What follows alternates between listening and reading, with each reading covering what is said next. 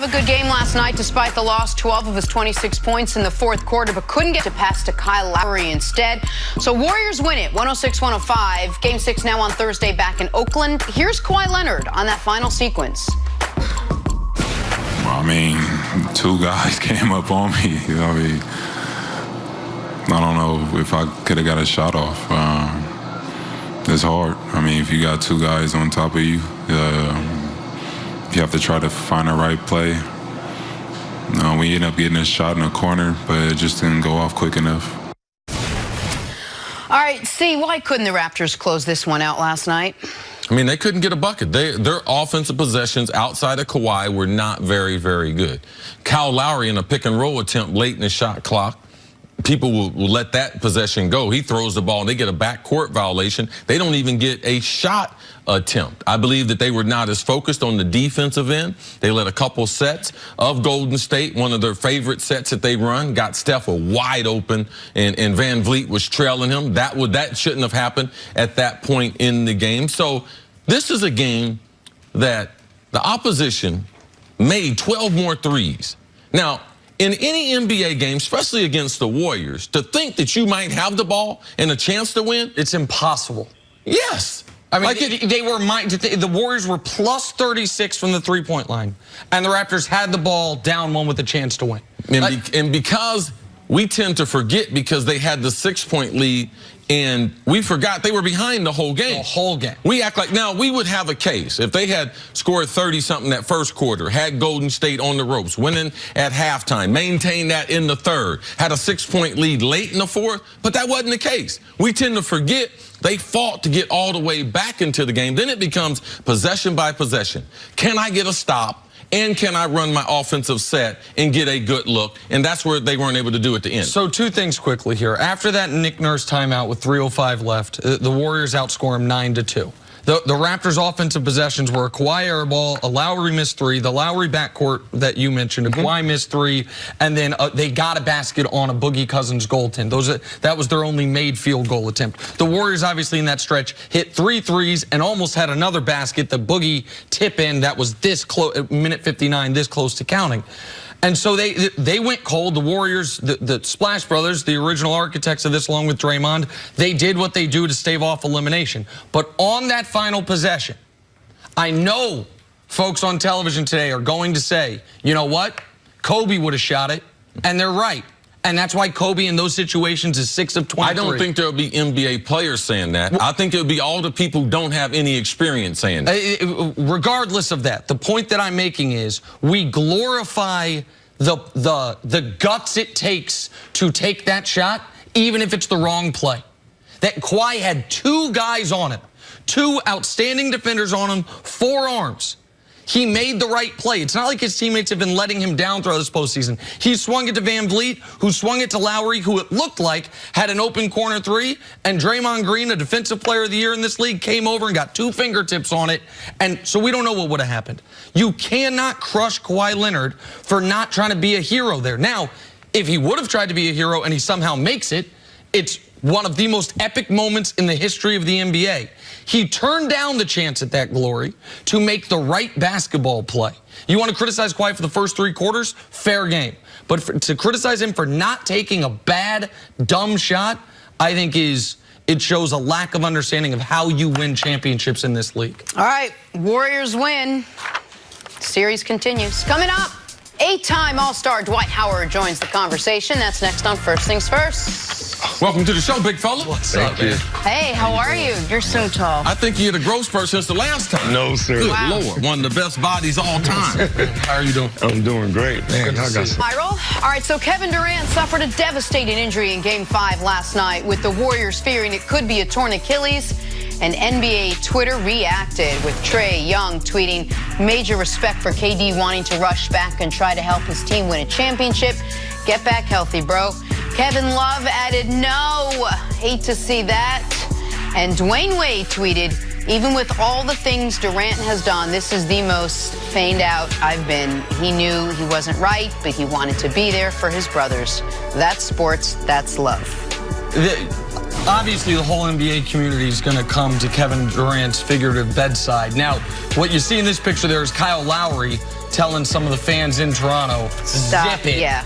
I don't think the fans knew the severity of the injury. Did. And they changed their tune. And they ended up cheering KD. Those are some of the best fans in the NBA. I was surprised that the immediate reaction was cheering for him falling down, but they obviously didn't know he popped his Achilles. But I don't, if you watch the play, though, if the fans are into the game, when he strains his Achilles, pops his Achilles, it's a loose ball. Serge Ibaka's got a breakaway. Right. Then he gets fouled, he's shooting, so they're going to be cheering anyway. So now they're supposed to be so tuned in to stop cheering, to wonder what, no, they're at a game. They reacted naturally. Canadians are not that way. All right, if you had been somewhere in the United States, we can expect that. On the East Coast, we can expect that. But the Canadians, they're not that way. Our backyard probably could expect There's no that. doubt. Time for stories to start your morning. Big game for the Splash Brothers last night. They combined for 57 points, including 2 crucial three-pointers in the last minute and a half. Warriors beat the Raptors, saving their season 106-105 to force Game 6. Nick, how impressive were Steph Curry and Klay Thompson? I mean, they were spectacular. They were, along with Durant, the entirety of the offense early, and then once Durant went out, they were basically the only offense late. And this game, it's going to be overshadowed by KD, but this was the first time in 30 years a team facing elimination in the NBA Finals has won a game by just 1 point. Last time it happened, the famous Kareem game with those 2 free throws against Detroit. So we never see an NBA Finals elimination game come down to the last moment the way this did, or we almost never. And they were the biggest part of the ending as well with those 9 straight points at the end. Yeah, they were living and dying with the 3 as the team. They hit 20 of them. Steph and Klay shot 27 threes, so that was an emphasis, especially going into the game. Got hot early in the game, but they're the reason why they're able to continue this series. The Splash Brothers, again, spectacular. All right, moving on to Kawhi Leonard. He had 26 points, including 10 straight for the Raptors in the fourth that nearly sealed the Game 5 win. Chris, what did you make of Kawhi Leonard's night? I thought Kawhi looked good, especially late. I thought early he struggled, turned the ball over, not having a great game, but great players. Can they put together a 12-minute quarter? And he was very good at the end. I didn't mind him not shooting the last pass. When you see a double team from Iggy coming, you got Klay on you. Also, you got Steph on that side. You have to be able to make the best play, draw the defenders, kick it, and hope someone gets a better shot. So I thought Kawhi, especially, he salvaged his game by that strong fourth quarter. Yeah, Kawhi, through 3 quarters, was having the first bad game he's had in these playoffs since Game 2 of the Milwaukee series, which was, by the way, the last bad game Toronto had played. I thought he was going to be in the midst of, in that fourth quarter, an all-time moment that propelled them to a championship, to put a capstone on his all-time playoff run. Obviously, the Warriors regained momentum, but I agree with you 1,000%. Kawhi made the right basketball play.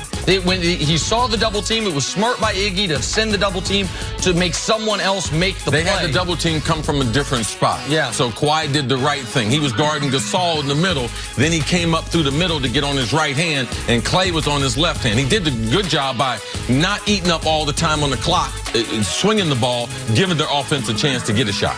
All right, finally, Warriors won Game 5, but it was bittersweet. After missing more than a month, Kevin Durant finally took the court last night. Came out hot, scored 11 points before going down in the second quarter with what is believed to be a torn Achilles. After all the drama surrounding his return for this series, a devastating way for it to end for him. Here's Steph Curry talking about KD. When you are on this level of greatness and everybody's kind of poking and prodding, trying to,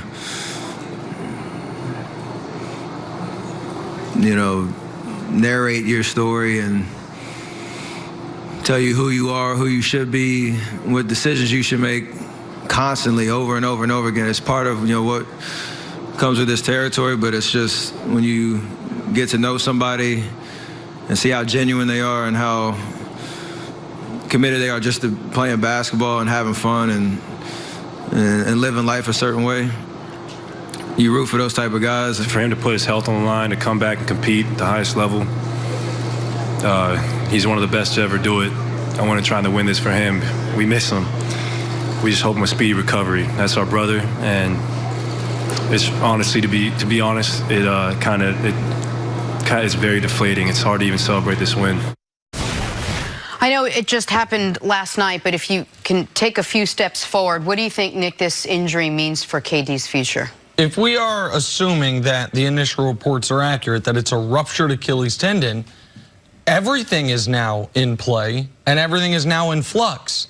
Kevin Durant is one of only a handful, and there might not be 5 guys in the NBA that this is true about, that could suffer this injury 10 days before free agency opens, or I guess 20 days before free agency opens, and still have any team with cap space offer him a max contract. He is one of a half dozen guys in the world who financially this won't necessarily damage him as far as what his next NBA contract's going to be.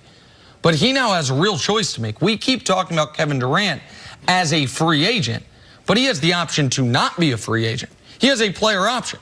He could opt into that and rehab with the Warriors on the Warriors' time, with the team that if he is on the quicker end of an Achilles recovery, he would be ready for the playoffs next season. Kobe tore his Achilles, missed 8 months. Rudy Gay missed 9 months. Boogie Cousins missed the full 12 months. But so if he's on a team that's going to make the playoffs without his contributions in the regular season, as we believe the Warriors would, he could opt in.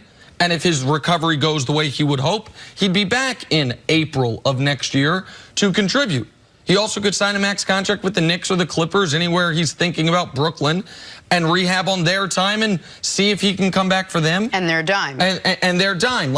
But it is, to me, him opting in to 1 more year with Golden State was 0%. And now it can no longer be 0%. I don't think it's the favorite. I still think he's likely coming to New York City. But the butterfly effect on what it means for the Knicks, what their plan is as far as building a contender instantly, whether they would want to, I'll tell you this much, if you're the Knicks and Kevin Durant still wants to go sign with you, the idea of trading for Anthony Davis so you guys have at least a year of them together, that goes out the window because Anthony Davis is an upcoming free agent after this year. I mean, this is a dramatic event, of course, for Kevin Durant, but for the entire landscape of the NBA. It definitely changes free agency. I think the chance of him staying in Golden State just increased by a little bit. He doesn't gain anything by staying in Golden State. If he's going to stay there long term, sign a max deal with them long term, then yes, but that wasn't part of his intention. So even staying there, why would I stay there?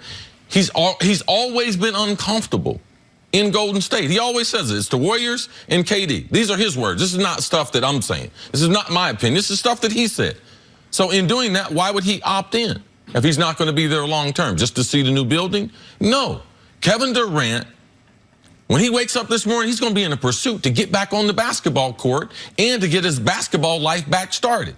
So that would be moving on to another team because it would help the free agent market and the players out there decide. If KD still decides to go to New York, what does Kawhi Leonard decide to do? Because that's a big decision for Kawhi now. Because him and KD matched up, Kawhi's like, wow, I'm going to miss him all during the regular season. Will he be back? The Anthony Davis thing to New York, I don't even believe that's a reality. So I just believe it's between Kevin Durant, he's going to go to the Knicks, or he's going to go to the Clippers. I don't believe the Brooklyn is a real thing. And I don't believe that changed last night because I was on the phone with the NBA executive last night. And regardless of whatever happens to Kevin Durant, regardless they say it's a strain, rupture, regardless, they would take Kevin Durant. Of course. All right, Nick, just break down the timing a little bit for all of this, because who is Kawhi waiting on KD's decision? Is KD going to wait? Where does Kyrie fit in? Just what's the timing on where everything breaks down? Listen, I'd be lying to the public if I pretended I had any idea of what Kawhi is waiting on, what he wants. Chris has more insight on that than I do, but I don't think anyone really is in Kawhi's head on this, and I don't think Kawhi's in his own head on this. Kawhi is in pursuit of the greatest moment of his basketball life right now, and then we'll have not a lot of time, but about 2 weeks to